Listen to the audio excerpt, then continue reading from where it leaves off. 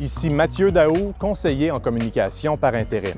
La saison hivernale est maintenant commencée.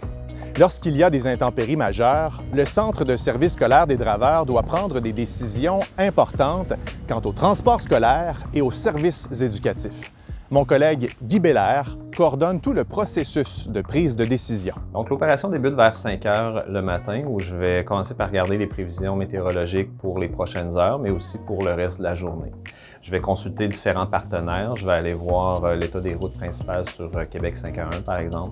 Je vais communiquer avec la sécurité publique, la MRC des Collines, pour voir s'ils ont des choses à rapporter sur les routes. Je vais parler avec les déneigeurs, autant dans le secteur rural qu'urbain, pour voir où ils en sont dans leur opération, comment est l'état des routes et des trottoirs autour de nos écoles.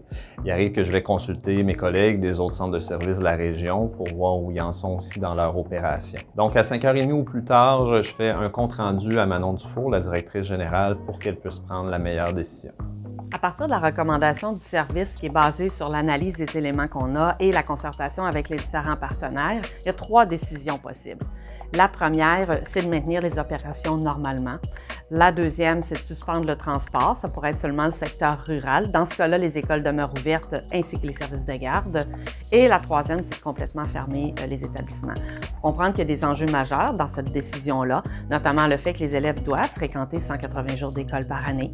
Le fait aussi qu'on a un impact sur la société. Il y a 32 000 parents au Draveur qui doivent ce matin-là trouver une solution de rechange. Des parents qui travaillent dans différents domaines, mais notamment dans les services essentiels en santé, par exemple. Alors, il y a de l'impact sur nos partenaires. Je dois considérer ça. Je prends la meilleure décision avec les éléments que j'ai ce matin-là. Il arrive que la température a évolué dans la journée, ce qui fait en sorte que j'aurais pris une décision différente le soir, mais je la prends avec les meilleurs éléments que j'ai. Évidemment, moi, je tiens à dire que je remercie les parents, je remercie les membres du personnel qui doivent composer avec une décision rapide et être très agile et adaptatif là-dedans. Mais je pense que c'est la sécurité des élèves, la sécurité des membres du personnel qui doit dicter ma décision.